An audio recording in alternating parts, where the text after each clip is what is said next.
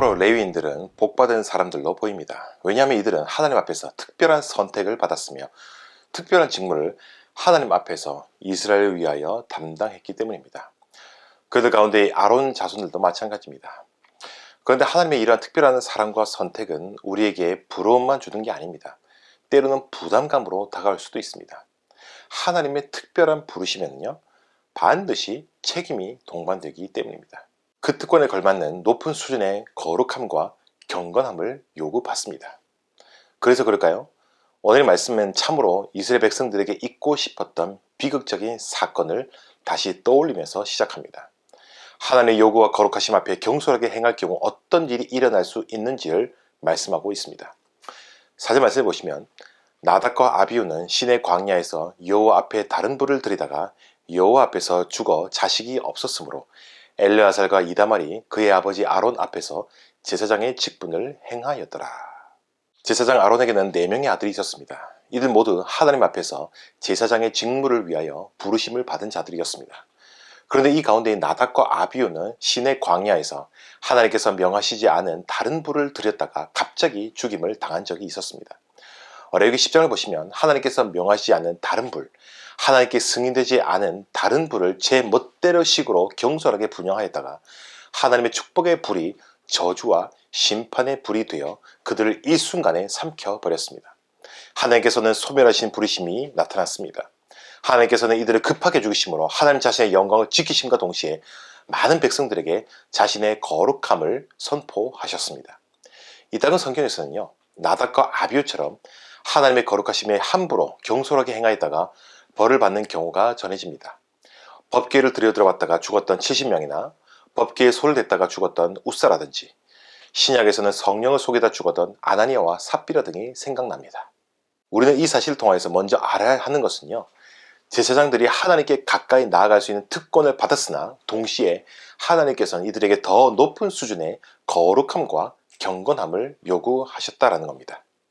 우리는 하나님께서 많은 축복을 내려준 이에게 더 많은 경건과 더 많은 거룩함을 요구하신다는 사실을 기억해야 합니다. 특별히 하나님과 백성들 사이에서 거룩함으로 중재함을 담당하는 제사장에게 요구하였듯이 말입니다. 이것은 비단 구약의 특정 사람들에게만 국한된 말씀이 아닙니다. 온라인 살아가는 우리 모두에게 하시는 말씀이기도 합니다. 우리는 한때 하나님을 떠난 죄인들이었으며 하나님과 아무런 상관이 없던 이방인 같은 사람들이었습니다. 그러나 하나님의 아들 예수 그리스도의 십자가의 보혈로 정결함을 입은 사람들이었습니다. 우리들이야말로 참으로 행복한 사람들이며 세상에서 참으로 특별한 사람들이 바로 우리들입니다.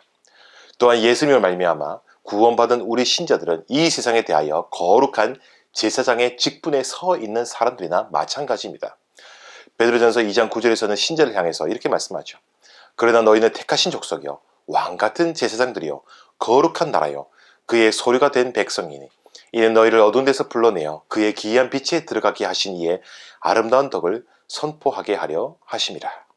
그러나 우리가 이처럼 특별한 만큼 하나님께서 우리에게 더 많은 경건과 거룩함을 요구하신다는 사실을 기억해야 됩니다.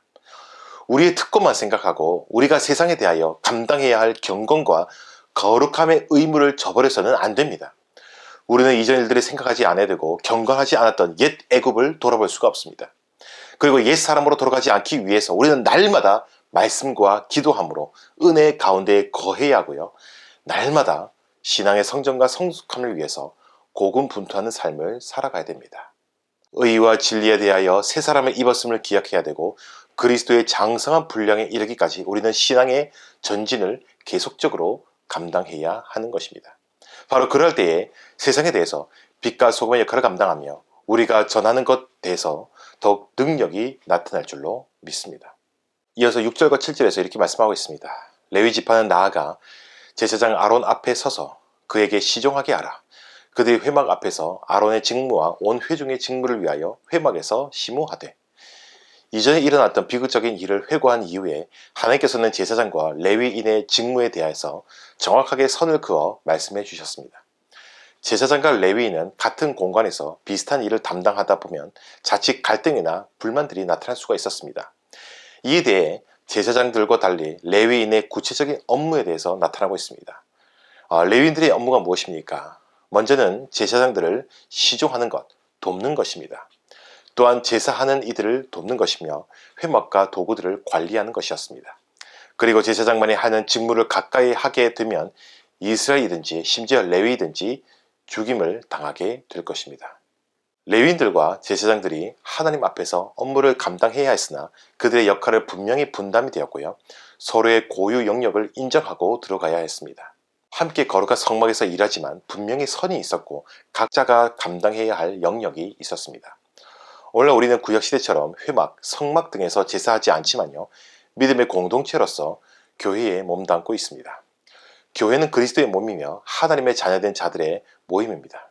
교회 안에서는 서로 간에 차별이 있을 수 없고 모두가 머리 대신 그리스도로부터 신령한 공급을 받는다는 측면에서는 하나라고 부를 수 있습니다.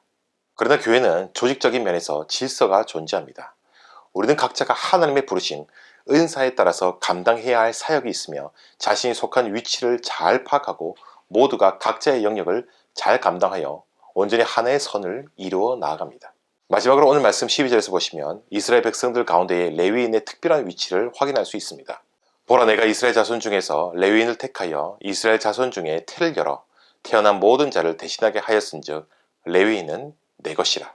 하나님께서는 이스라엘 장자들을 대신하여 레위인들을 특별히 택하심으로 하나님을 섬기게 하셨습니다. 율법에서는 짐승이든 사람이든 태의 첫 열매는 모두 하나님의 것이라고 말씀합니다. 여기서 확인할 수 있는 사항은 하나님께서 레위 지파를 따로 떼서 구분하셔서 회막에서 일할 특권을 주셨다라는 사실입니다. 여기서 우리는 하나님의 은혜의 요소를 확인할 수 있습니다. 창세기에서 보았을 때의 레위는 어떤 이미지였습니까? 사람들 간의 언약의 신실함을 저버릴 수 있었으며 매우 잔인하고 폭력적인 사람이었습니다. 그러나 하나님께서는 이들의 폭력적인 성향을 선하게 사용하셨습니다.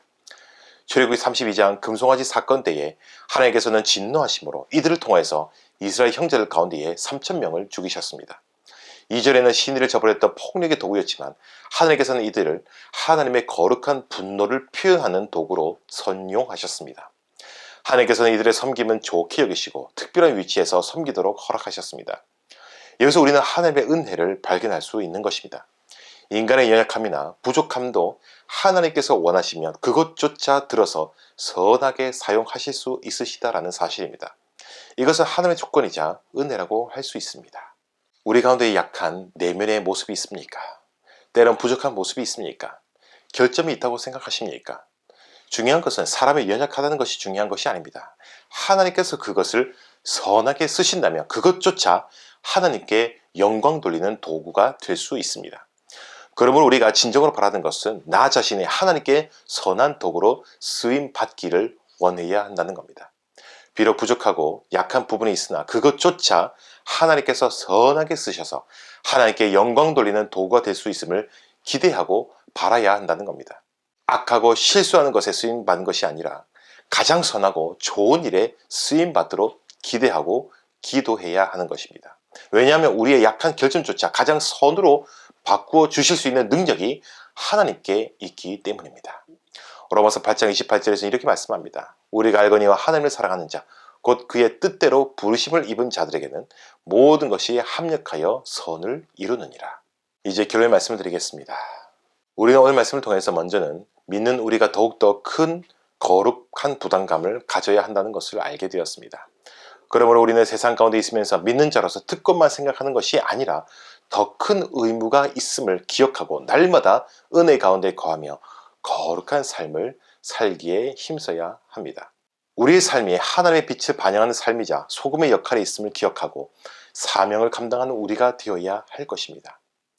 더불어서 우리의 연약함과 부족함을 아뢰시되 특별히 이것들이 하나님의 의를 이루지 못하거나 은혜의 방해가 되지 않도록 하시고 오히려 하나님께서 선하게 사용하여 주시기를 간구하시기를 바랍니다.